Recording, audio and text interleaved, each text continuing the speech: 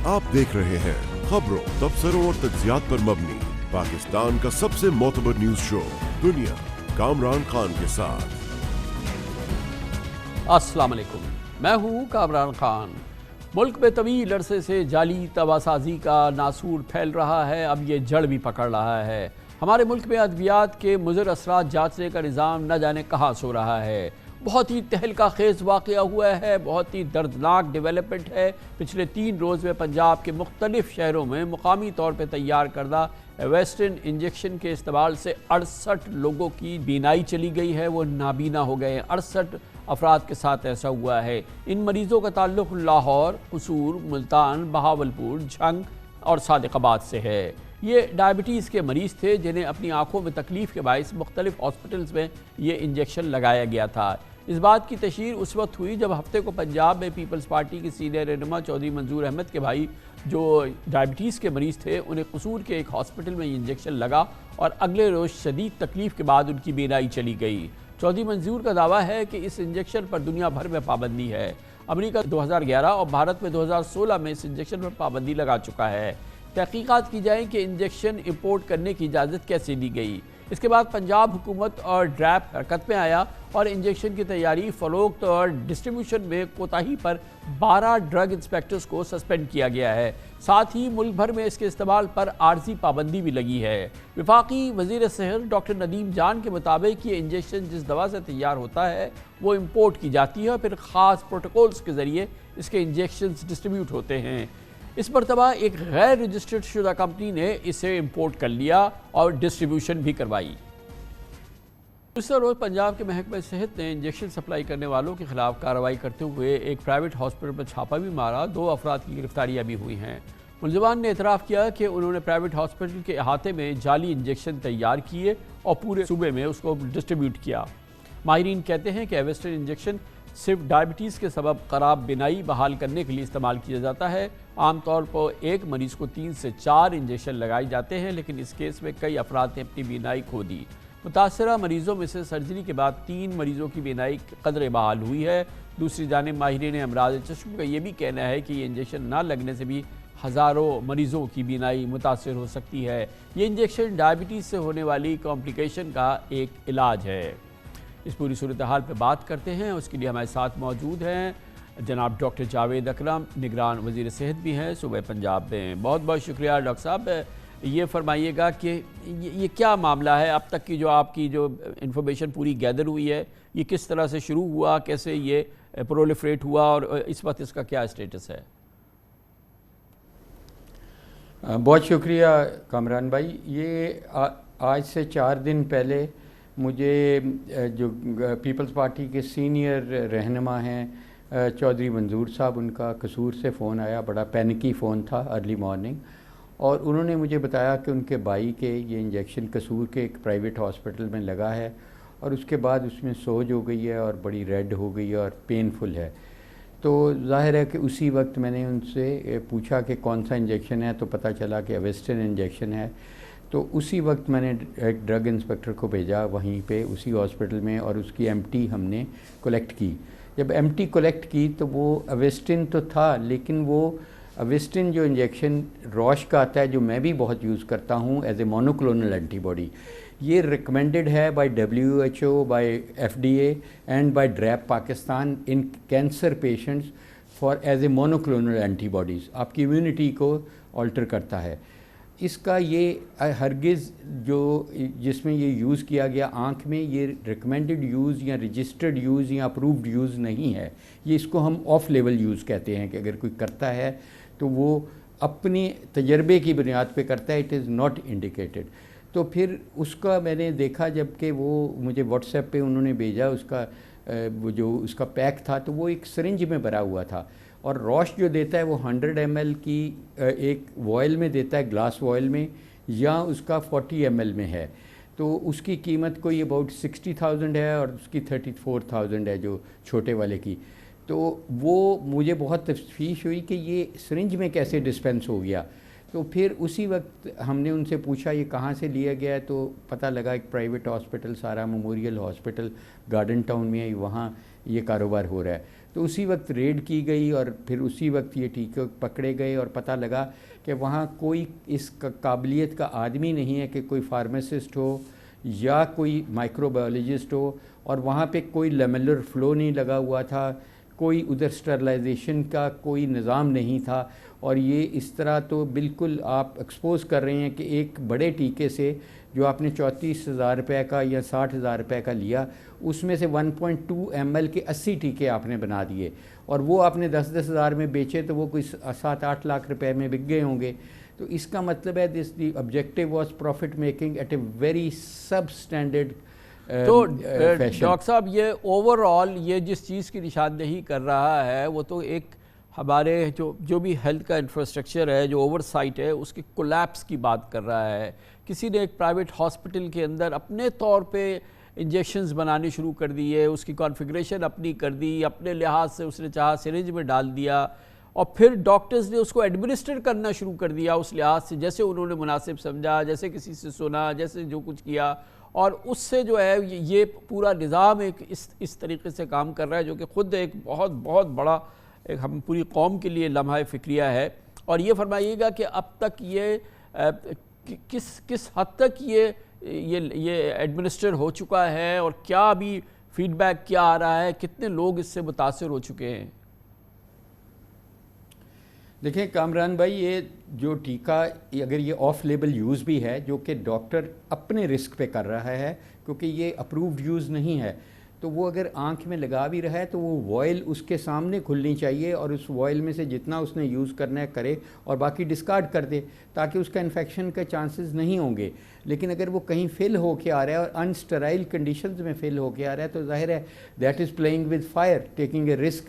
تو اس کا ہی یہی ہوا. تو اور یہ جو ٹیکہ پہلے بھی لگ رہا ہے تو پہلے بھی کیسز ہوتے رہے ہوں گے, لیکن یہ کیونکہ مجھے کال آئی تو پھر جب یہ پتہ چلا اور میڈیا نے ہائی لائٹ کیا, اور رائٹلی سو انہوں نے ہائی لائٹ کیا, تو ابھی تک 68 کیسز ہمارے آئے ہیں جن میں یہ انفیکشن ہوا ہے, پین آپتھلمائٹس یعنی پوری آنکھ میں ڈاکٹر صاحب یہ فرمائیے گا کہ is it a very severe infection, mild infection, اور there are cases of complete loss of sight, لوگوں کی بینائی مکمل ختم ہوئی ہے؟ دیکھیں کامران, اس میں ریکمینڈڈ یہ ہے کہ آپ نے اگر یہ ٹیکہ کبھی لگانا بھی ہے ڈیسپریٹ سچویشن میں تو آپ ایک آئی کا ایٹ اے ٹائم لگائیں گے. ہمارے 2 پیشنٹس ایسے ہیں جو ابھی داخل ہیں, ابھی ان کو دیکھ کے آئے ہیں میو ہاسپٹل میں, جن کی دونوں آنکھوں میں ایک ہی وقت میں لگا دیا. تو دیٹ از اے ڈبل جیپڈی کہ آپ ان کی بینائی بہت زیادہ ہائی رسک پہ چلی گئی. اب ان کی ہم نے ہائی وی اینٹی بایوٹکس دے رہے ہیں, ہیوی ڈوزز, انٹراکولر اینٹی بایوٹکس دے رہے ہیں, پس ڈرین کر رہے ہیں, لیکن it's a very serious thing. اللہ کرے کہ کوئی معجزہ ہو اور ان سب کی سائٹ بچ جائے, لیکن چانسز آر 50-50 ہیں کہ کچھ کی بچ جائے گی, کچھ کی کم تو ہو جائے گی, لیکن اللہ کرے کہ ان کی تھوڑی بہت پرسیپشن رہ جائے. لیکن یہ ان کو پروگنوسس دینا کہ 100% کیور ہو جائے گا, I think this will be little unrealistic. تو ابھی فی الحال ہم یہ جو ابھی آپ کیفیت بیان کر رہے ہیں یہ 68 پیشنٹس کی بتا رہے ہیں آپ؟ جی 68 ہیں, ان میں سے 20 لاہور کے ہیں, 12 ملتان کے ہیں, چھوٹی چھوٹی جگہ شجاع آباد, خانے وال ادھر سے ہیں 3-3 4-4 کیسز. تو ان جگہوں پہ اگر اس کو ٹرانسپورٹ بھی کرنا تھا, اگر جینون والا وائل بھی ٹرانسپورٹ کرنا تھا تو وہ کولڈ چین میں ہونا تھا, اور وہ کولڈ چین از 2 to 8. اب وہ ساری چیزیں ہی وائلیٹ ہوئی ہیں انفارچونیٹلی. جیسے آپ نے کہا کہ دس از یہ ایک بہت بڑا ڈیزاسٹر تھا جو کہ ہو رہا تھا اور ہماری نظر میں نہیں آیا, unless کہ there was somebody called me and then یہ انویسٹیگیٹ ہوا. تو کتنا معلوم ہو چکا ہے ڈاکٹر صاحب کہ یہ کتنے لوگوں کو لگا ہے؟ یہ تو جو اس کے ملزمان ہیں وہ تو بتا سکتے ہیں کہ انہوں نے 400 بنائے تھے, انہوں نے 500 بنائے تھے, انہوں نے 5000 بنائے تھے. وہ سسٹم جس نے کہ وہ ڈسٹریبیوٹ ہوا ہے وہ آپ ٹریس کر رہے ہوں گے, میں اسیوم کر رہا ہوں شاید آپ نے کیا ہوگا. اور پھر وہ جو مختلف جہاں پہ جن ہاسپٹلز میں ڈاکٹرز کے پاس پہنچا ہے وہاں تک آپ پہنچے ہوں گے, اور وہ آپ کو بتا رہے ہوں گے کہ انہوں نے کتنے لوگوں کو بتایا ہے. اب میرا خواہش یہ ہے ابھی کہ آپ مجھے بتائیے کہ آپ نے اس کا پورا جو فٹ پرنٹ ہے, کہاں کہاں یہ پہنچے, کیا کیا کیا ہے, اس کی آپ کے پاس تصویر بنی ہے حکومت پنجاب کے پاس؟ جی کسی قدر بنی ہے، میں نہیں کہوں گا کہ ابھی پوری تفصیل ہے۔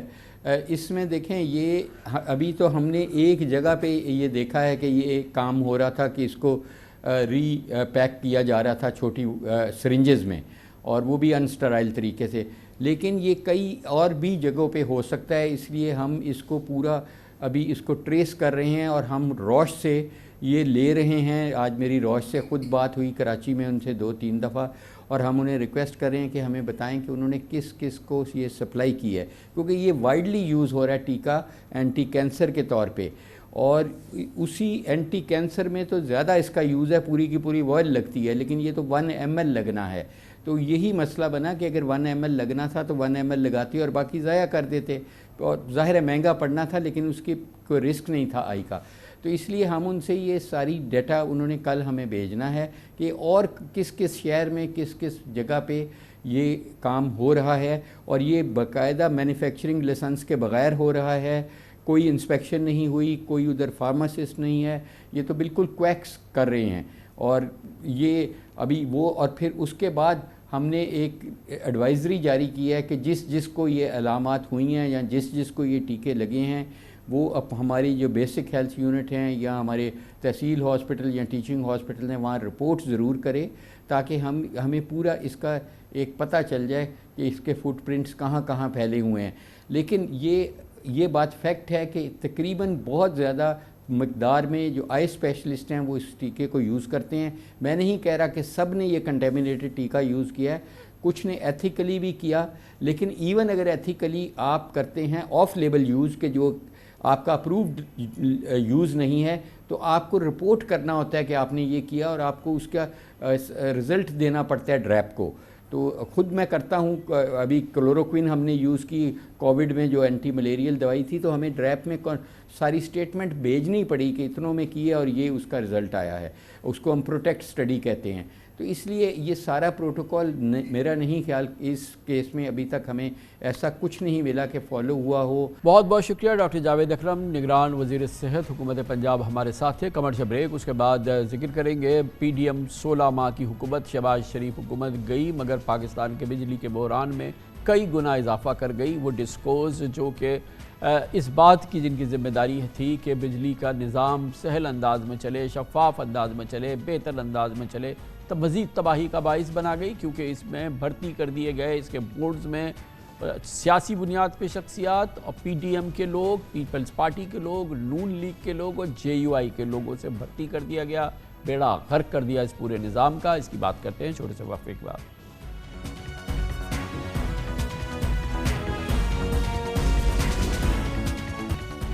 اس وقت ملک کو توانائی کے شدید بحران کا سامنا ہے۔ ایک طرف حکومت نے بجلی چوروں کے خلاف ملک گیر کریک ڈاؤن کا آغاز کیا ہے، جس کے دوران ملک بھر میں بجلی چوروں پر 15,000 سے زائد مقدمات درج کیے گئے ہیں، 2300 گرفتاریاں ہیں، اور بجلی چوروں سے تقریباً 8 ارب روپوں کی ریکوری بھی ہوئی ہے۔ دوسری جانب نااہل ڈسٹریبیوشن کمپنیز میں پی ڈی ایم حکومت کی اقربا پروی کے ہوش ربا انکشافات سامنے آئے ہیں۔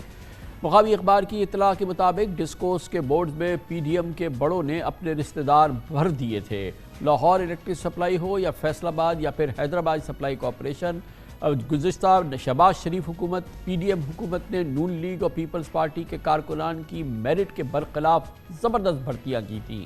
لاہور الیکٹرک سپلائی کارپوریشن کے بورڈ کے چیئرمین نون لیگ کے متحرک کارکن ہیں اور باقاعدہ پارٹی کی سیاسی مہم بھی چلاتے ہیں۔ یہی نہیں، پی ڈی ایم کی اتحادی حکومت میں نون لیگ اور پیپلز پارٹی سے تعلق رکھنے والے ارکان اسمبلی نے اپنے بیٹوں اور قریبی رشتہ داروں کو بورڈ آف ڈائریکٹرز میں تعینات کر دیا۔ لیسکو کے علاوہ فیصل آباد الیکٹرک سپلائی کمپنی، فیسکو اور حیدرآباد الیکٹرک سپلائی کمپنی جہسکو کے بورڈ میں بھی نون لیگ اور پیپلز پارٹی کے ارکان پارلیمنٹ کے قریبی رشتہ داروں کو بھر دیا گیا ہے یا ان کے ساتھیوں کو بھرتی کیا گیا ہے۔ فیسکو میں تو پی ڈی ایم حکومت نے محمد تحسین علوی کو چیئرمین بورڈ تعینات کیا ہے۔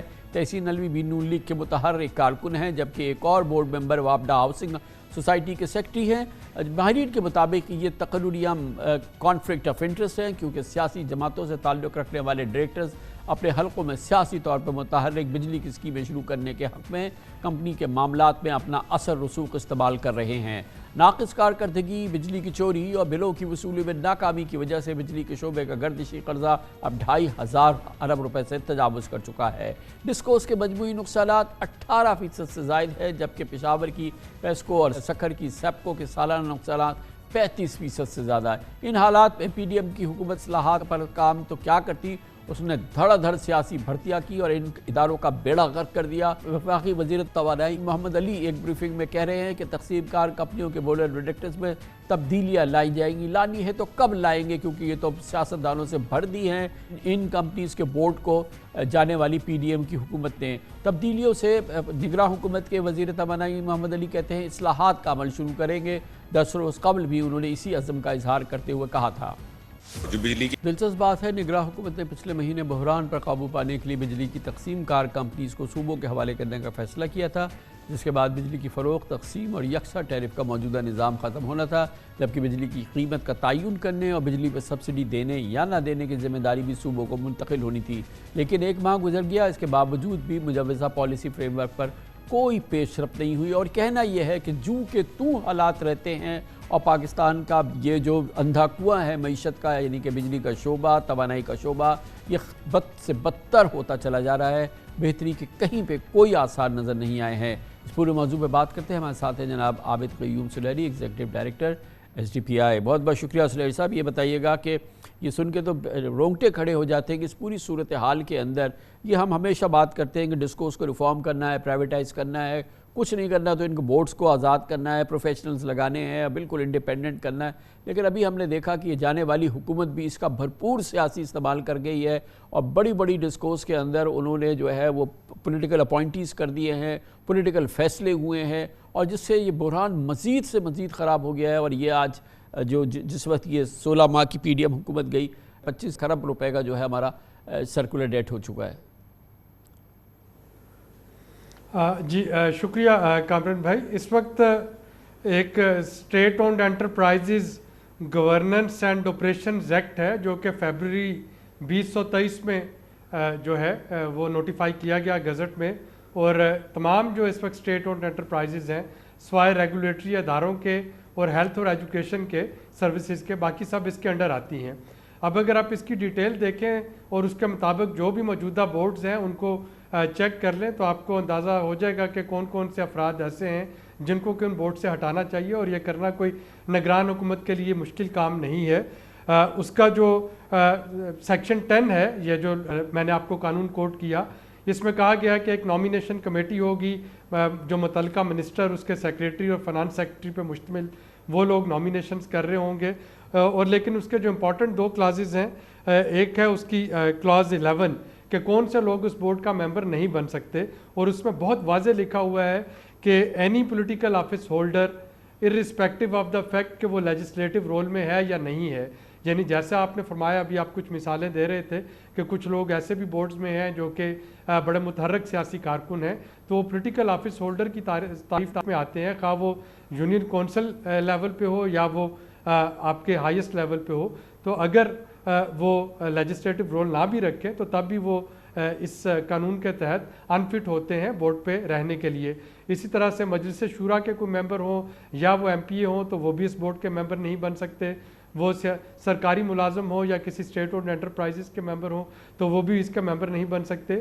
اور اس قانون میں ایک اور جو اس کا سیکشن 30 ہے وہ بڑا واضح ہے کہ جو بھی یہ بورڈ ممبرز ہیں ان کو ہر سال اپنی پراپرٹیز کی، اپنے ایسٹس کی، اپنی انویسٹمنٹس کی تفصیل دینا ہوگی، اور اگر یہ اپنی کوئی چینج لاتے ہیں اپنے ایسٹس میں تو 2 ویک کے اندر اندر اس کو نوٹیفائی کرنا ہوگا۔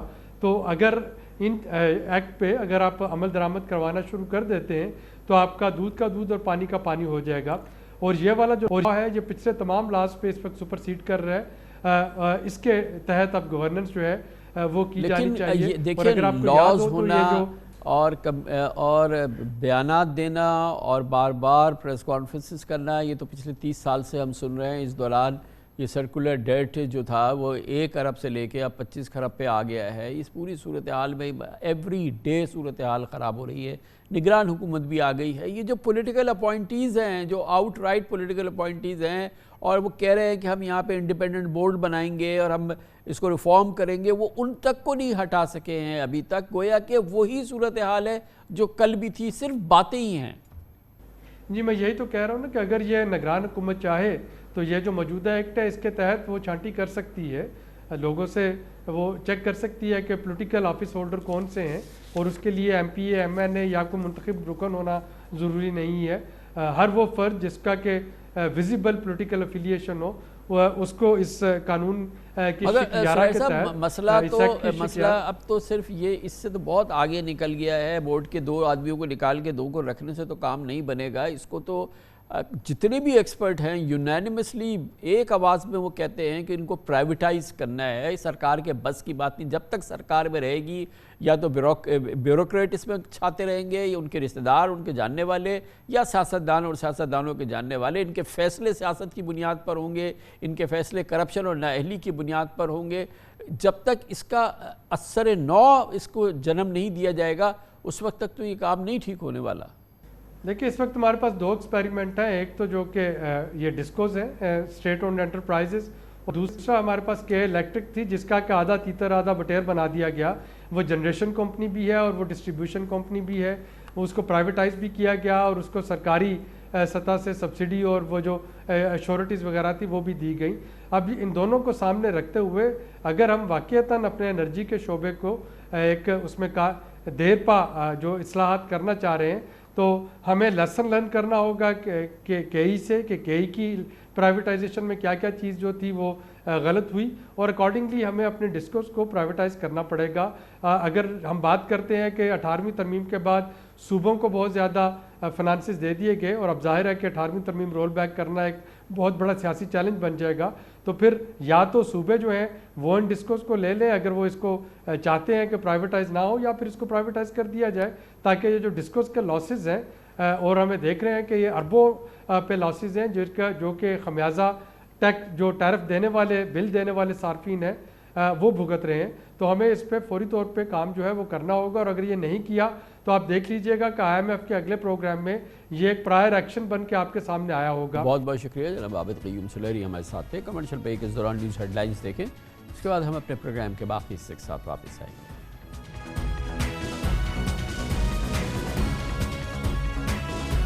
شو دنیا کامران خان کے ساتھ. کرکٹ میں پاکستان اور بھارت جیسا ڈرامائی اور اعصاب شکل مقابلہ شاید ہی دنیا کی کسی 2 ٹیموں کے درمیان دیکھا گیا ہو، لیکن بھارت ہر بار کی طرح اس بار بھی کھیل کے میدان میں سیاست لے آیا ہے. انٹرنیشنل کرکٹ میں پاکستان کو رسوا کرنے کی بھارت نے تمام حدیں پار کی ہیں. بھارت 10 سال سے مسلسل پاکستان کے ساتھ 2 طرفہ سیریز کھیلنے سے انکاری ہے. اس مہینے بھارت نے پاکستان سے ایشیا کپ کی میزبانی چھینی، اور پھر بھارت ہٹ دھرمی کی اس حد تک بڑھا کہ 5 اکتوبر سے بھارت میں شروع ہونے والے ICC ورلڈ کپ میں پاکستانی کھلاڑیوں اور آفیشلز کو طویل انتظار جگ ہسائی کے بعد آج آخری لمحات میں ویزے جاری کیے گئے. دراصل پاکستان کی دگرگوں معاشی اور سیاسی پوزیشن کی وجہ سے بھارت نے کرکٹ کے میدان کو سیاست کا اکھاڑا بنا دیا ہے. اس وقت کرکٹ میں پیسے کی ریل پھیر اور عالمی سیاست میں اپنے اثر و رسوخ کی وجہ سے بھارت ICC میں اجارہ داری قائم کر چکا ہے اور ہر جگہ پاکستان سے عداوت نکالنے کی راہ تلاش کرتا ہے. اس حوالے سے ہمارے نمائندے خصوصی شاہد مجید نے ایک رپورٹ ترتیب دی ہے. اس موضوع پہ بات کرتے ہیں. ہمارے ساتھ موجود ہے پاکستان میں کرکٹ کے اور اسپورٹس کے بہت ہی ممتاز senior journalist analyst Wahid Khan. بہت بہت شکریہ وحید خان صاحب، آپ نے ہمیں جوائن کیا ہے. یہ بتائیے گا کہ جو اس وقت پاکستان کی کرکٹ ٹیم کے ساتھ بھارت کر رہا ہے، چاہے وہ ایشین کپ ہو اور چاہے یہ ورلڈ کپ ہو، اور پھر اب جو اس وقت پاکستان کے ساتھ ہو رہا ہے، اس کے ساتھ ہی پاکستان کے جو کھلاڑی ہیں یا اسکواڈ ہے اس میں کتنی ہمت باقی ہوگی، اس کے مورال کا کیا حال ہوگا، اور ایک اوور آل آپ کے خیال میں جو اس وقت ہمارا رسپانس ہے اس پورے رسوائی کے جواب میں، اس کے بارے میں آپ کیا کہیں گے؟ کامران صاحب شکریہ، آپ نے مجھے شو پہ انوائٹ کیا. جو سب سے امپورٹنٹ چیز ہے وہ یہ ہے کہ جہاں تک انڈیا سے ہمارے تعلقات ہیں کرکٹ میں، ہم ہمیشہ بیک فٹ پہ ہی کھیلتے آئے ہیں، چاہے وہ کوئی بھی کرکٹ بورڈ ہو. سوا ایک وقت میں جب رمیز راجہ چیئرمین تھے پاکستان کرکٹ بورڈ کے، ان کے دور کے علاوہ جتنے بھی چیئرمین آئے ان سب نے کبھی بھی کوئی سخت ڈیسیشن نہیں لے پائے جہاں تک BCCI کا یا انڈین کرکٹ کا تعلق ہو. یہ جو ایشیا کپ کا سارا مسئلہ ہوا, یہ جو ایشیا کپ کا جو پورا ڈرامہ چلا کہ ہمیں یعنی ہوسٹ کنٹری ہوتے ہوئے ہم صرف 4 میچ ہوسٹ کر پائے, اس میں میری ذاتی رائے یہ تھی کہ اس وقت بھی میں نے یہی کہا تھا کہ جی اگر انڈیا تیار نہیں ہے پاکستان آنے کے لیے, کھیلنے کے لیے, تو پھر ایشیا کپ کھیلنا ہی ہمارا بیکار ہے. پھر یہ 4 میچز کر کے ہم کیا ثابت کر رہے ہیں؟ جب آپ نے انگلینڈ کو ہوسٹ کر لیا, آسٹریلیا کو ہوسٹ کر لیا, نیوزی لینڈ کو ہوسٹ کر لیا, تو یہ ساری بڑی ٹیمیں تھیں. اس کے بعد کوئی ریزن نہیں تھا کہ بھارت منع کرتا. ٹھیک ہے, انفارچونیٹلی کامران صاحب ہماری cricket board for some reason کوئی کبھی بھی اسٹرانگ سٹینڈ نہیں لے پاتی ہے BCCI کے خلاف. اور ٹھیک ہے BCCI کے پیسہ بہت ہے, اس میں کوئی شک نہیں کہ اس وقت وہ بہت انفلوئنس کیری کرتے ہیں ورلڈ کرکٹ میں, لیکن باٹم لائن یہ ہے کہ پاکستان کے بغیر بھی جو ہے ورلڈ کرکٹ کو فرق پڑتا ہے. ایسا نہیں ہے کہ آپ ایک ورلڈ کپ کرا لیں گے وداؤٹ پاکستان تو مطلب ہو جائے گا, اس لیے کیونکہ ICC جتنے بھی ایونٹ کراتی ہے یا ایشین کرکٹ کاؤنسل جتنے ایونٹ کراتی ہے ان کا ہم یہ دیکھ رہے ہیں کہ چاہے فرام ایشین کپ ٹو یہ ابھی ورلڈ کپ صرف وینیو کے حوالے سے نہیں, ہر لحاظ سے پاکستان کو جو ہے وہ ایک بہت ہی رسوا کن جو ہے وہ رویے کا سامنا کرنا پڑا ہے, چاہے وہ وینیو کی بات ہو, چاہے وہ دوسرے معاملات ہوں. ان تمام معاملات میں ہمارا جو رسپانس تھا یا ہماری جو مینجمنٹ تھی, جس طرح سے سیٹھی صاحب نے جب وہ چیئرمین تھے انہوں نے تو اس کو بڑا ایک سیلیبریٹ کیا تھا کہ جی کہ یہ 2 وینیو پہ ہو گیا ہے اور ہم نے یہ ایک بڑی فتح حاصل کر لی. ہمیں یہی نہیں پتہ ہے کہ ہماری عزت کس چیز میں اور ہماری بے عزتی کس چیز میں ہے. بالکل صحیح کہا صاحب. دیکھیں اصل میں ابھی ریسنٹلی جب یہ ایشیا کپ کا مسئلہ چل رہا تھا تو جے شاہ نے جب ایک پریس ریلیز ایشو کی تو جے شاہ نے پریس ریلیز میں کہا اور اس نے پورا جو ہے ملبہ ڈالا پاکستان کرکٹ بورڈ پر یہ کہہ کر کہ جی ہم کیا کریں, ایشین کرکٹ کاؤنسل کو تو پتہ ہی نہیں کہ کس سے بات کریں پاکستان کرکٹ بورڈ میں, کیوں ان کے وہاں تو آفیشیلز اتنے جلدی چینج ہوتے ہیں. یہ بھی ایک بڑا مسئلہ ہے کامران صاحب کہ ہمارے وہاں پچھلے لاسٹ دسمبر سے لے کے اب تک کرکٹ بورڈ میں کوئی ٹھہراؤ ہی نہیں رہا ہے, نہ کوئی پراپر لانگ ٹرم ڈیسیشن کوئی لے پا رہا ہے. اور سب سے بڑی چیز یہ ہے کہ مجھے جو خطرہ لگ رہا ہے وہ یہ لگ رہا ہے کہ 2025 میں ہمیں ICC نے چیمپئنز ٹرافی دی ہوئی ہے, لیکن اگر اسی طرح کرکٹ بورڈ میں انسرٹنٹی رہی, کوئی پراپر بندہ نہیں چلائے گا کرکٹ بورڈ کو, کوئی ایک ایسا بندہ نہ ہوگا جس کو پتا ہو کہ جی میں نے اگلے 3-4 سال رہنا ہے, تو مجھے تو لگتا ہے کہ یہ چیمپئنز ٹرافی کے ٹائم پہ بھی انڈیا نے یہاں آنے سے انکاری کرنی ہے اور ہماری مصیبت بننی ہے. تو وہ کہتے ہیں نا کامران صاحب کہ پہلے put your own house in order, پھر آپ دوسروں سے گویا آپ یہ کہہ رہے ہیں خالد صاحب کہ آپ یہ کہہ رہے ہیں کہ یہ جو آپ جس صورتحال سے ہم گزر رہے ہیں, ہماری کرکٹ جس کیفیت سے گزر رہی ہے انٹرنیشنل کرکٹ کے لحاظ سے, پھر بھارت کے ہاتھوں, پھر ICC کے ہاتھوں, پھر یہ تمام معاملات میں اس میں بہت بڑا قصور ہمارا اپنا ہے. بالکل صحیح کہہ رہے ہیں آپ, بالکل ہمارا ہی قصور ہے. دیکھیں آپ یہ دیکھیں کہ ہم نے ویزا والا جو ایشو ہے اس میں کوئی دو رائے نہیں کہ انڈیا, پہلی بات تو یہ کہ دیکھیں انڈیا کی جو پالیسیز ہے پاکستان کے بارے میں انڈر نریندر مودی, سب بچے کو پتہ ہے کیا ان کی پالیسی ہے. تو یہ جو ویزا والا ایشو تھا یہ بھی ایکسپیکٹڈ تھا, حالانکہ پاکستان نے تھوڑا ڈیلے سبمٹ کیا, لیکن یہ ہو سکتا تھا آرام سے. لیکن وہ جب بھی ویزا کی بات آتی ہے تو وہ تنگ کرتے ہیں آپ کو, چاہے فٹ بال ٹیم ہو چاہے ہاکی ٹیم ہو, وہ کرتے ہیں ویزا ایشو, لیکن وہ تنگ کر کے کرتے ہیں آپ کو ویزا ایشو. لیکن مسئلہ یہ ہے کہ ہمیں اپنا بھی تو دیکھنا ہے نا, آپ کی ٹیم جا رہی ہے ورلڈ کپ کھیلنے کے لیے, یہ بھی دیکھنا ہے پاکستان کرکٹ بورڈ کو کہ یار آپ نے تو اپنی ٹیم ہی فائنل نہیں کی ہوئی تھی ایک ہفتے پہلے تک. پھر دوسرا یہ کہ سینٹرل کانٹریکٹ جو اتنا بڑا ایشو ہے پلیئرز کے لیے ہے, پلیئرز کس مطلب فوکس سے جا رہے ہیں ورلڈ کپ میں, جبکہ یہ معاملہ سینٹرل کانٹریکٹ کا اینڈ آف جون سے لے کے اب تک تقریباً 3 مہینے ہو گئے, یہ حل ہو کے نہیں دے رہا کرکٹ بورڈ کو پلیئرز کے ساتھ. تو وہی آپ والی بات کامران صاحب کہ ہم خود جب اپنے لیے مسئلے پیدا کریں گے, جب ہمارے بورڈ میں خود یونٹی نہیں ہوگی تو دوسرے والے کو تو میسج غلط. اچھا یہ بتائیں کہ اب اسپورٹس کی بات کرتے ہیں, کرکٹ کی بات کرتے ہیں, کوئی سٹینڈ لینا پڑے گا. میرٹ پہ بتائیے نا کہ ابھی ہمارے کیا پراسپیکٹس ہیں ورلڈ کپ میں, اور جو ابھی ہم نے ایشین کپ میں اپنا حشر دیکھا ہے اس کے بعد اب کیا صورتحال آپ کو نظر آ رہی ہے, اور پھر ہم انڈیا سے کھیلیں گے احمد آباد کے اندر 1 لاکھ بھارتی تماشائیوں کے سامنے, پراسپیکٹس کیا ہیں ہمارے اپنی ٹیم کے؟ دیکھیں پاکستان کا جہاں تعلق ہوتا ہے, کامران صاحب آپ بھی خود بڑے کرکٹ فالو کرتے ہیں, پاکستان کے بارے میں ہمیشہ کہا جاتا ہے یہ ڈارک ہارسز ہے ہر ٹورنامنٹ میں. یہ بالکل کیپیبلٹی ان میں ہے, ٹیم بھی اتنی, میں کہوں گا کہ ٹیم بھی اتنی ایسی ہے کہ ہم آخر تک جا سکتے ہیں. और अच्छी चीज़ ये है कि ये वर्ल्ड कप क्योंकि सिंगल लीग पे है, 9 मैचेस खेलने हैं पाकिस्तान को, तो पाकिस्तान को अगर 1-2 मैच बुरे भी जाते हैं तो पाकिस्तान का पूरा मौका होगा रिकवर करने का। लेकिन at the end of the day बात वही है कि आप जब टीम को भेज रहे हैं, अब टीम वेडनेसडे की सुबह रवाना हो रही है, सीधे जाएंगे वो हैदराबाद डेक्कन, और वहाँ से जो है 29 को पहला प्रैक्टिस मैच खेलना है इन्होंने। तो बात यह है कि पीसीबी, हम सबका काम यही है कि भाई प्लेयर्स को जितना ज़्यादा आप फ्री माइंड होकर भेजते हैं, ये सेंट्रल कॉन्टेस्ट का मसला अलग करके भेजते हैं, तो प्लेयर्स उतना ज़्यादा बेहतर तरीके से फोकस कर पाएंगे। लेकिन मुझे काफ़ी मैं ऑप्टिमिस्टिक हूँ कि ये जो हमारी टीम है ये बेहतर कर सकती है अगर फोकस क्रिकेट पे ही रहे तो इंडिया में। बहुत बहुत शुक्रिया, वहीद मौजूद थे। अब इस पूरे मामले का सिफारती जायज़ा लेते हैं क्योंकि इसके बड़े सिफारती असरात भी हैं, और ज़ाहिर है कि जिस अंदाज से ओवरऑल ये ट्रीटमेंट रही है इंडिया की पाकिस्तान के हवाले से, और फिर एशियन कप और फिर वर्ल्ड कप, और फिर अब पाकिस्तानियों को एक बहुत ही तवील इंतज़ार के बाद वीज़ाज़ इशू किए गए हैं।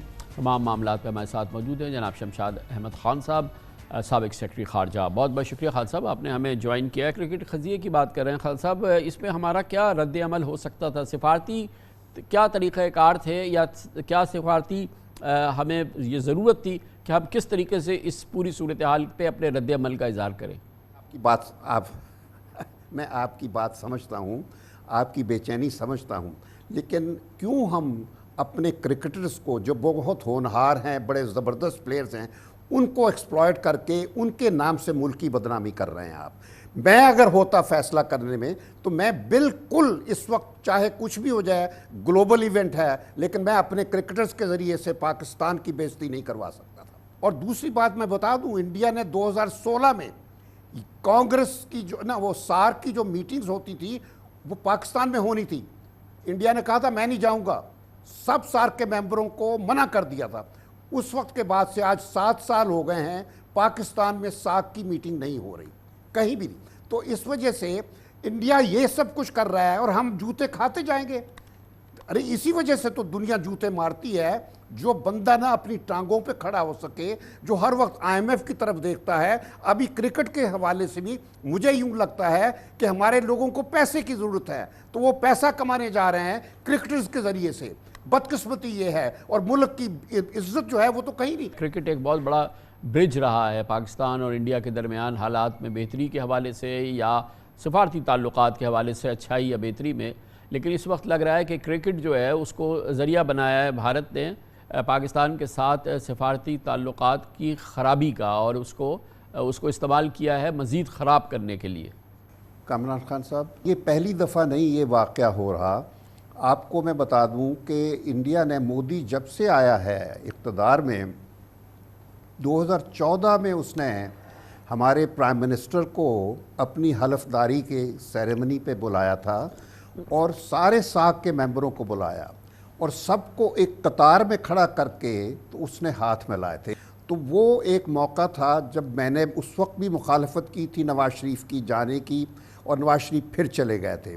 फिर मैं आपको एक और बताता हूँ कि आज से 3-4 साल पहले ये ऊफा में कोई एक मीटिंग हुई थी जिस पे नवाज़ शरीफ गए थे, और फिर मोदी ने उसको, नवाज़ शरीफ को ऐसे इज़्ज़त दी थी कि एक ऐसे कमरे में बैठा जहां दरवाज़े पर उसने हमारे प्राइम मिनिस्टर का इस्तकबाल नहीं किया, बल्कि वो 40-50 फुट का फासला चल के गए और मोदी आखिर पे बैठा था, वहाँ उसने उसका इस्तकबाल किया था। वो हमें एक महकूम रियासत के तौर पर, जो उनका पहले दिन से एक ये एटीट्यूड था कि पाकिस्तान को किस तरीके से हमने नीचा दिखाना है। और आपको मैं अब ये अगर एक तारीख़ी वाक़या बताऊं कि 1946 में अभी पाकिस्तान बनने में 1 साल था। उस वक्त नेहरू जो अबूरी हुकूमत बनी थी उसके वज़ीर ख़ारजा थे, और उन्होंने वहाँ कहा था कि ये जो एक आज़ाद रियासत की बात कर रहे हैं, मैं आज ये लिख कर दे देता हूँ कि कोई आज़ाद रियासत नहीं बनेगी, ये अगर बन भी गई तो ये एक कल्चरली ऑटोनमस एंटिटी होगी। और इंडिया ने या नेहरू ने कुछ नहीं किया हमें कल्चरली ऑटोनमस एंटिटी बनाने के लिए। हमने ख़ुद अपने आप को एथनिक और लिसानी बुनियादों पर, एथनिक और लिंग्विस्टिक बुनियादों पर राजधानियों में तकसीम कर दिया है। कोई मुल्क की इज़्ज़त का सवाल नहीं। پاکستان آپ کو صرف کرکٹ کے میچ کے موقع پر پاکستانیت محسوس ہوتی ہے، ورنہ پاکستان کا نام بھی کوئی نہیں تو لیتا۔ خان صاحب یہ ہم نے اب بنا دیا، اور پوری صورتحال میں خاص طور پہ جو ہماری پوری قوم نے پچھلے 1-1.5 مہینے کے دوران دیکھا ہے کرکٹ کے حوالے سے، اور پھر جو یہ رویہ رہا ہے، اس میں کتنا اثر ہے اس بات کا اور تعلق ہے اس بات سے کہ ہم اس وقت اس ملک میں جو ہے وہ ایک حکومت ہے جو کہ کیئر ٹیکر ایک حکومت ہے، جس کے بارے میں کچھ نہیں پتہ کہ 1 مہینے کی ہے، 2 مہینے کی ہے، 3 مہینے کی ہے، معاشی طور پہ تاریخی بدحالی کا شکار ہیں، اندرونی طور پہ خلفشار کا شکار ہیں، تقسیم کا شکار ہیں۔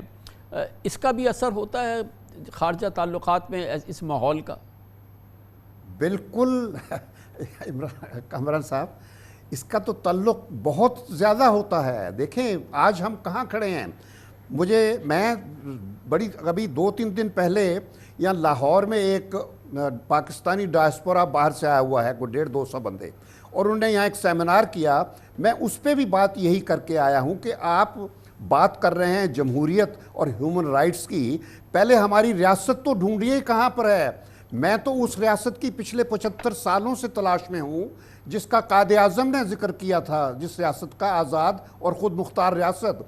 مجھے سوائے یہ لنگوسٹک اور ایتھنک بنیادوں پر جو راجدھانیاں ہیں، پنجاب ہو گیا، سندھ ہو گیا، فرنٹیئر ہو گیا اور بلوچستان، اس کے علاوہ مجھے تو نظر نہیں آ رہا۔ جو اصل پاکستان تھا تو آپ کو چھوڑ کے 71 میں چلا گیا ہے، اور آج جو رہ گیا آپ کے پاس، یہ ریاست کیسے ہے جہاں پر پارلیمنٹ کا کام نہیں کر رہی، جہاں پر عدلیہ کا کام نہیں کر رہی، اور پولیس تو اپنا کام کبھی اس نے کیا ہی نہیں ہے، بیوروکریسی کا کام نہیں کر رہی ہے، اور نہ قانون ہے اور نہ آئین ہے۔ یعنی ریاست کی جو لوازمات ہوتے ہیں، جو بیسک انگریڈینٹس جن سے عزت بنتی ہے ریاستوں کی، وہ کہاں ہیں؟ آپ کا جو نگران وزیر اعظم ہے، پہلے تو کوئی اس سے پوچھے کہ اس کو کس نے حق دیا ہے کہ وہ یونائٹڈ نیشنز میں جنرل اسمبلی میں جا کر پاکستان کی نمائندگی کرے۔ وہ تو پورا ہے ہی نہیں پرائم منسٹر، اس کو تو ابھی انتخابات میں جو بندہ چنا جائے گا وہ جا سکتا ہے، اور اس نے جا کے مذاق اڑایا۔ کسی بندے نے، ہیڈ آف اسٹیٹ نے یا ہیڈ آف گورنمنٹ نے کاکڑ صاحب سے ملاقات نہیں کی، سوائے ایران کے صدر نے۔ اس نے آپ کی تھوڑی بہت وہ اپنے چونکہ رشتے ہیں، تعلقات ہیں۔ بہت بہت شکریہ جناب شمشاد احمد خان، پاکستان کے سابق سیکرٹری خارجہ۔ یقینی طور پہ ایک عام پاکستانی کی طرف سے جذباتی ہو رہے ہیں خان صاحب، اور کہہ رہے تھے اس پوری صورتحال میں ہمارا وہ رد عمل نہیں ہے جو ہونا چاہیے۔ نگران حکومت کا، وزیر اعظم انوار اللہ کاکڑ کی، ان کی حکومت کا وہ رد عمل نہیں ہے بھارت کے اس رویے کے جواب میں جیسا کہ ہونا چاہیے تھا۔ خبر سے بریک، اس کے بعد ہم ذکر کرتے ہیں وزیر اعظم کاکڑ بہرحال متحرک ہے، اور امریکہ میں انہوں نے اعلان کر دیا کہ پی ٹی آئی چاہے تو الیکشن لڑے، لیکن عمران خان اور پاکستان پی ٹی آئی کے وہ لوگ، پاکستان تحریک انصاف کے وہ لوگ جو قید ہیں، وہ الیکشن میں حصہ نہیں لے سکتے۔ اس کی انہوں نے آئینی قانونی وجوہات نہیں بیان کی۔ اس کی بات کرتے ہیں چھوٹے سے وقفے کے بعد۔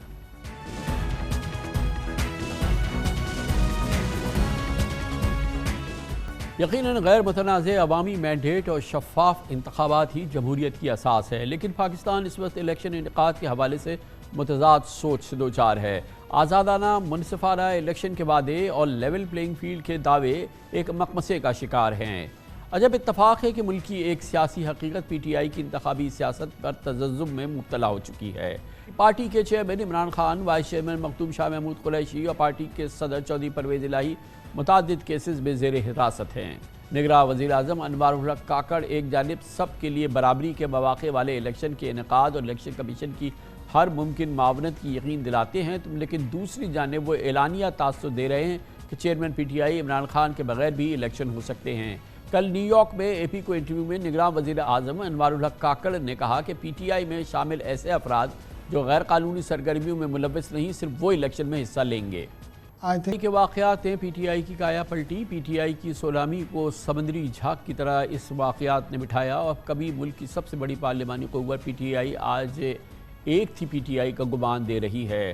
پارٹی چیئرمین کے وفادار جیلوں میں ہیں، کچھ روپوشی یا گوشہ نشینی کی زندگی میں ہیں، جبکہ پی ٹی آئی کے متعدد کھلاڑی پارٹی کو چھوڑ کر سیاست سے کنارہ کش ہو چکے ہیں یا کسی نئے آشیانے میں چلے گئے ہیں۔ لیکن یہ بھی حقیقت ہے کہ پارٹی چیئرمین عمران خان کے علاوہ پی ٹی آئی کا کوئی بھی رہنما تاحال سزا یافتہ نہیں ہے۔ صرف عمران خان کو توشہ خانہ کیس میں ٹرائل کورٹ سے نااہلی اور 3 سال قید کی سزا ہوئی تھی، جبکہ اسلام آباد ہائی کورٹ توشہ خانہ کیس میں ان کی قید کی سزا معطل کر چکی ہے۔ آج اسلام آباد ہائی کورٹ نے انہیں اٹک جیل سے اڈیالہ جیل منتقل کرنے کا بھی حکم دیا۔ چیف جسٹس اسلام آباد ہائی کورٹ جسٹس عامر فاروق نے ریمارک دیے کہ چیئرمین پی ٹی آئی کی سزا کا اسٹیٹس تبدیل ہو چکا ہے۔ اسلام آباد کے تمام انڈر ٹرائل قیدی اڈیالہ جیل میں ہوتے ہیں۔ چیئرمین پی ٹی آئی بھی اب تک اٹک جیل میں کیوں ہے، یہ آج اسلام آباد ہائی کورٹ کے چیف جسٹس نے پوچھا، اور اس کے ساتھ ہی انہوں نے حکم دیا کہ انہیں اڈیالہ جیل منتقل کر دیا جائے۔ گویا عمران خان کے سزا یافتہ ہونے کا معاملہ بھی اب مبہم اور غیر واضح ہو چکا ہے، جبکہ پی ٹی آئی کے دیگر رہنما میں سے تاحال کسی کو سزا نہیں ہوئی ہے، اور ایک یہ طے شدہ اصول ہے کہ زیر سماعت مقدمات میں قید افراد الیکشن پہ لڑ سکتے ہیں، اس پر کوئی پابندی نہیں۔ آئین و قانون صرف سزا یافتہ مجرم کو ہی الیکشن لڑنے سے روک سکتا ہے۔ شاید یہی وجہ ہے کہ نگراں وزیر اعظم انوار الحق کاکڑ کے موقع پر پی ٹی آئی کے ترجمان نے کل بیان میں کہا کہ چیئرمین پی ٹی آئی یا ان کی پارٹی کے بغیر کرایا گیا الیکشن غیر آئینی، غیر اخلاقی ہوگا۔ انہوں نے کہا کہ ایسے انتخابات کو عوام ہرگز قبول نہیں کریں گے۔ اس پوری صورتحال پہ بات کرتے ہیں، اس پہ قانونی آئینی رائے لیتے ہیں، سیاسی رائے۔ ہمارے ساتھ ہیں جناب بیرسٹر علی ظفر، سینیٹر ہیں پی ٹی آئی کے اور پاکستان کے نامور قانون دان، اور ہمارے ساتھ پاکستان کے ممتاز ترین سینئر صحافیوں نیوز اینالسٹ میں سے ایک جناب مظہر عباس ہمارے ساتھ موجود ہیں۔ بیرسٹر علی ظفر صاحب بتائیے گا قانونی سچویشن کیا ہے پی ٹی آئی کے حوالے سے اور پی ٹی آئی کے اراکین کے حوالے سے بشمول عمران خان کے، کہ مثال کے طور پہ ابھی الیکشن ہوتے ہیں، فروری میں الیکشن ہوتے ہیں، تو کیا پی ٹی آئی کے جو یہ لیڈرشپ ہے اور پارٹی ایز سچ کیا الیکشن میں نہیں لڑ سکتی قانونی اعتبار سے؟ دیکھیں، قانون کی اگر بات کر رہے ہیں تو قانون میں تو یہ بڑا واضح ہے کہ اگر کوئی کنوکٹ ہو جائے، یعنی کوئی کسی کے خلاف سزا ہو جائے ٹرائل کے بعد، ایک بھرپور ٹرائل کے بعد، اور اس کی اپیلیں بھی خارج ہو جائیں، تو پھر وہ یقینی طور پہ الیکشن سے نااہل ہو سکتا ہے اگر اس کی سزا آرٹیکل 63 یا 62 کے مد میں آتی ہو۔ تو یہ تو قانونی پوزیشن تو بڑی کلیئر ہے، لیکن اگر کسی کے خلاف کوئی الزام ہو، ایف آئی آر ہو، صرف ٹرائل بھی بے شک چل رہی ہو، بے شک وہ جیل میں کیوں نہ ہوں، ان کے خلاف یہ قانون بڑا واضح ہے، ایکولی واضح ہے کہ ان کے خلاف کارروائی بے شک چلتی رہے، لیکن وہ الیکشن سے ان کو نہیں روکا جا سکتا۔ ہاں، اگر وہ الیکٹ ہو جاتے ہیں اور بعد میں سزا ہوتی ہے تو پھر ان کو نااہل قرار دیا جا سکتا ہے، لیکن جب تک تو یہ بتائیے کہ باقی تو پی ٹی آئی کی لیڈرشپ میں کوئی ابھی فی الحال سزا یافتہ نہیں ہوا ہے، عمران خان کے حوالے سے آپ کی کیا رائے ہے؟ کیا وہ الیکشن لڑ سکتے ہیں اب؟ جی، اس وقت تو بالکل لڑ سکتے ہیں اور لڑ سکیں گے۔ ان کے خلاف مجھے کوئی اس میں شک نہیں ہے کہ جو کیسز ہیں وہ بے بنیاد ہیں، ان میں کوئی فاؤنڈیشنز نہیں، اس لیے یقینی طور پہ میں تو سزا کے حوالے سے بول رہا ہوں نا کہ علی ظفر صاحب ان کو سیشن کورٹ سے سزا ہو چکی ہے نا، 3 سال سزا تو ہو چکی ہے نا، وہ اس میں سزا یافتہ تو ہے، وہ سسپینڈ ہو گئی ہے۔ آپ نے دیکھا کہ کتنی جلدی اس سزا کو بھی سسپینڈ کر دیا گیا، اور بڑی جلد اب ایک full bench Lahore high court کا بھی مین پٹیشن کو بھی سنے گا، اور اس کے علاوہ جو ان کی اپیل ہے اس کی بھی سماعت ہوگی۔ تو یقینی طور پہ یہ جو ججمنٹ ہے نیچے دی ہوئی، اس میں اتنے قانونی ایک طرح سے فلاز ہیں، اتنے سیریس قانونی فلاز ہیں کہ وہ کچھ دیر کے لیے بھی قائم نہیں رہ سکتی، اور یہ جب بحث ہو رہی تھی اس کیس کی تو یہ واضح ہو گیا تھا۔ جہاں تک ہمارے کیئر ٹیکر پرائم منسٹر صاحب کا بیان ہے کہ یہ انتخابات ہو سکتے ہیں اور ہو سکتے ہیں عمران خان صاحب کے بغیر، اور وہ ان میں کوئی فرق نہیں پڑے گا، مجھے تھوڑا سا افسوس ہوا اس بات کا۔ کیئر ٹیکر سیٹ اپ جو ہوتا ہے اس کا مقصد، جو کیئر ٹیکر پرائم منسٹر ہے یا ان کی ساری کابینہ، ان کو لانے کا مقصد یہ ہے کہ وہ نیوٹرل ہوں گے، وہ کسی پارٹی کے نہ فیور میں ہوں گے نہ کسی کے اگینسٹ ہوں گے۔ تو ان کے منصب، جو ان کا کیئر ٹیکر پرائم منسٹر کا منصب ہے، اس کا ایک بڑا اہم یہ پہلو تھا کہ وہ نیوٹرل رہتے۔ جی ٹھیک ہے، اس سٹیٹمنٹ کے بعد مظہر عباس صاحب یہ بتائیے گا، اب آپ یہ بتائیں کہ کتنے آپ ہوپ فل ہیں، کتنے آپ کو یقین ہے، کتنے آپ کو شکوک ہے کہ الیکشنز اگر جیسا کہ ابھی تک خیال ہے کہ فیبرری میں ہوں گے یا جنوری کے اینڈ میں ہوں گے، وہ منصفانہ ہوں گے، وہ فیئر ہوں گے، فری ہوں گے، اور وہ لیول پلینگ فیلڈ فراہم کریں گے پاکستان کی تمام سیاسی جماعتوں کو؟ کیا ایسا آپ کو ہوتا نظر آ رہا ہے؟ اور اس میں اگر نہیں تو اس میں کیا، اس کو ممکن بنانے کے لیے کیا کرنا ضروری ہے؟ شکریہ کامران. دیکھیے مجھے نہیں لگ رہا کہ لیول پلینگ فیلڈ ہوگی, اور صرف یہی نہیں کہ صرف پی ٹی آئی کے لیے لیول پلینگ فیلڈ نہیں ہوگی. میں آپ کو مثالیں دے سکتا ہوں ایسی جماعتوں کی کہ جن پر پابندی نہیں ہے لیکن وہ ان کو پارٹیسپیٹ کرنے نہیں دیا جاتا. آپ اپنے صوبے میں لے لیں, ایم کیو ایم لندن پر کوئی پابندی نہیں ہے لیکن M Q M London election campaign یا پولیٹکس نہیں کر سکتی. آپ خیبر پختونخوا اٹھا لیں, پشتون تحفظ موومنٹ پر کوئی پابندی نہیں ہے لیکن ان کی ایکٹیویٹیز جو ہیں وہ بڑی محدود کر دی جاتی ہیں, ان کے لوگ اٹھا لیے جاتے ہیں اگر وہ ایکٹیویٹیز کریں. تو ہمارے یہاں صرف قانونی راستہ ہی نہیں ہوتا, ہمارے یہاں ایسے راستے بھی اختیار کیے جاتے ہیں کہ بظاہر آپ کو لگے کہ کوئی پابندی نہیں ہے لیکن الیکشن لڑنا مشکل ہو جائے گا. میں انفارمیشن کی بنیاد پہ یہاں کہہ سکتا ہوں کہ یہاں جو ہے وہ بالکل واضح طور پہ ایک طریقے سے نو گو ایریا ہے کہ جہاں شاید ایم کیو ایم لندن بھی اور پی ٹی آئی بھی ان کی سیاسی سرگرمیاں جو ہیں, ابھی حال ہی میں کچھ 1-1.5 مہینے پہلے انہوں نے ریلی نکالنے کی کوشش کی تھی, اس کو نہیں نکالنے دی گئی ریلی. اب ریلی پہ ایز سچ کوئی پابندی نہیں تھی, اور بھی جماعتیں ریلی نکال رہی ہیں لیکن نہیں. تو یہ جو تاثر ہے یہ زور پکڑ جاتا ہے. اب جو نگراں وزیر اعظم نے صرف یہی بات نہیں کی کامران صاحب, انہوں نے یہ بھی جسٹیفائی کرنے کی کوشش کی جیسے کہ election commission, chairman election commission کے بارے میں انہوں نے یہ بات کی. اب یہ ساری باتیں ایک کیئر ٹیکر پرائم منسٹر کو کر دیں, بہت سمپل سا جواب تھا. اگر وہ چاہتے کہ اپنے آپ کو as a care taker prime minister وہ ثابت کرتے تو وہ بہت سمپل سا جواب تھا کہ لا ول ٹیک اٹس اون کورس. اگر عمران خان نااہل ہوتے ہیں تو وہ الیکشن نہیں لڑیں گے, اگر اہل ہوتے ہیں تو الیکشن لڑیں گے. یہ عدالت ڈیسائیڈ کرے گی, عدالت میں ان کے مقدمات ہیں اور عدالت ڈیسائیڈ کرے گی. لیکن انہوں نے جس انداز میں بات کی اس کا تاثر بہت مختلف گیا. اس کا تاثر بالکل ویسا ہی گیا جیسے کہ دیگر سیاسی جماعتیں جو پی ٹی آئی مخالف ہیں وہ بات کر رہی ہیں. تو میرا خیال ہے انہیں بہت کیئرفل رہنا چاہیے being a care taker prime minister کہ ان کے جو اسٹیٹمنٹ ہے اس کو کس کانٹیکس میں لیا جائے گا. اب دیکھنا یہ ہے کہ پی ٹی آئی کو پارٹیسپیٹ کرنے دیا جاتا ہے تو کس انداز میں پی ٹی آئی پارٹیسپیٹ کرے گی, پی ٹی آئی کے جلسے کی کوریج ہوگی, ان کو الاؤ کیا جائے گا. اور ابھی ہمیں نہیں پتہ کہ اب ہو سکتا ہے کہ اس وقت جیسے علی ظفر صاحب کہہ رہے ہیں کہ اس وقت شاید عمران خان کوالیفائی کر رہے ہوں کیونکہ ان کی سزا سسپینڈ ہے, لیکن آج سے 1-1.5 مہینے پہلے بات کیا ہوگا اس کا کچھ نہیں پتہ. لیکن اگر ان کو ڈسکوالیفائی نہیں کیا جاتا, وہ کنوکٹ نہیں ہوتے, تو کوئی قانونی راستہ انہیں روک نہیں سکتا الیکشن کا, وہ جیل میں رہ کر بھی الیکشن لڑ سکتے. تو علی ظفر صاحب, یہ قانونی بات بتائیے کہ سزا جو ہے اسلام آباد ہائی کورٹ نے سسپینڈ کی ہے, ختم نہیں کی ہے. Does it make any difference? یہ سسپینشن کا مطلب یہی ہوتا ہے کہ ابھی فی الحال وہ ایک طرح سے ختم ہو گئی. فی الحال وہ سسپینڈڈ ہے, یعنی کہ اس کا ایفیکٹ نہیں ہے. اس کو فائنل ہونا ہے. فائنل ججمنٹ میں عدالت اس کو ریسٹور بھی کر سکتی ہے یا اس کو بالکل ہمیشہ کے لیے ختم بھی کر سکتی ہے. تو یہ سسپینشن اور فائنل ججمنٹ میں یہی فرق ہے کہ سسپینشن کا مطلب ہے ٹیمپرری, فی الحال جب تک کہ فائنل فیصلہ نہیں ہوتا یہ سسپینڈڈ ہے, یعنی کہ اس کا کوئی اثر نہیں ہے, اس کا کوئی امپیکٹ نہیں. تو اچھا, ایک اور چیز جو آج کی ڈیولپمنٹ ہے جس میں کہ اسلام آباد ہائی کورٹ نے چیف جسٹس صاحب نے حکم دیا کہ عمران خان کو اٹک جیل سے اڈیالہ شفٹ کیا جائے, تو اس پہ کیا اب تک کا کیا رسپانس ہے ایڈمنسٹریشن کا, پولیس کا؟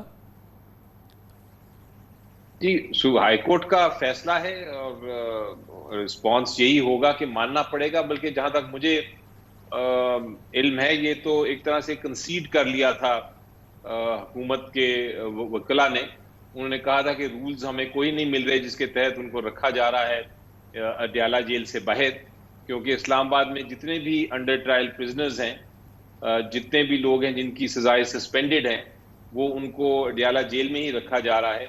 تو عدالت نے پوچھا بار بار کہ آپ کوئی رول بتائیں جس رول کے تحت آپ ان کو باہر رکھ رہے ہیں اس جورسڈکشن سے. آپ کل ان کو کراچی لے جائیں, آپ کل ان کو رحیم یار خان لے جائیں, تو وہ یہ تو نہیں ہو سکتا, آپ کوئی رول دکھائیں. تو رول کنسیڈ کیا انفیکٹ حکومت نے کہ ان کا رول نہیں ہے ان کے پاس کوئی ایسا, تو اس لیے اس میں کوئی گنجائش نہیں کہ وہ اپیل بھی کر سکیں اس آرڈر کے خلاف.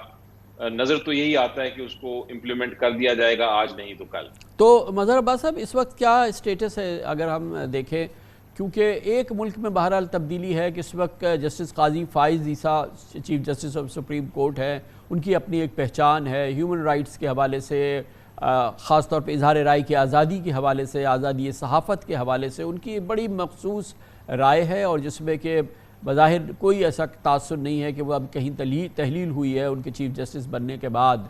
इस पूरे माहौल में हम इलेक्शन की जानिब जा रहे हैं, और इस माहौल में हमने आज एक डेवलपमेंट ये देखी कि इमरान रियाज जो हैं वो तवील अरसे के बाद, 5 महीने के बाद तकरीबन जो हैं वो अपने घर वापस आ गए हैं।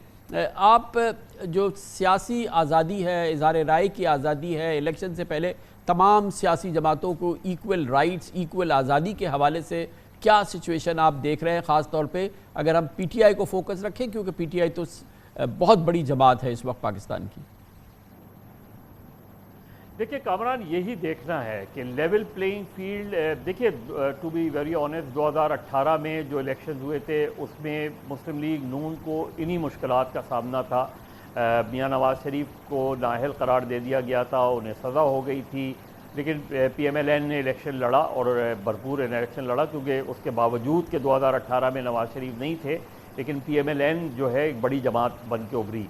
PTI के लिए आज और ज़्यादा मुश्किल सूरत हाल है, ख़ासतौर पर 9 मई के वाक़े के बारे में। देखिए 9 मई के वाक़े में जो भी लोग मुलव्वस हों उनको आप गिरफ़्तार करें, उनको आप सज़ा दें, लेकिन PTI को एज ए पार्टी अगर वो पॉलिटिकल एक्टिविटी करती है तो आप कैसे रोक सकते हैं?